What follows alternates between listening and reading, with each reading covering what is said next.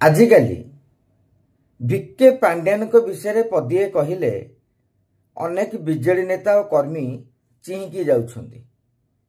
जी से कथा कहूँ सांगे सांगे कहूँ तेमे कौन बीजेपी टू पैसा नहीं आज्ञा आज संवाद पेपर से पांड्यान गोष्ठी पढ़ी कि नहीं मु जानी जदि न पढ़ी मु कहीदे आज विजु जनता दलर राज्यसभा सांसद देवाशीष सामंतराय सीधा सीधा कहते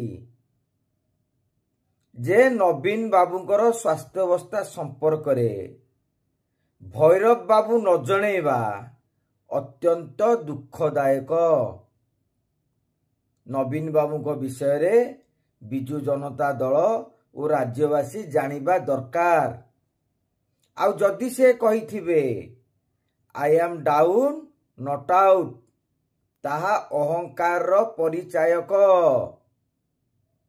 एवं ओडिशा पाई पांड्यान कर कौनसी अवदान नहीं।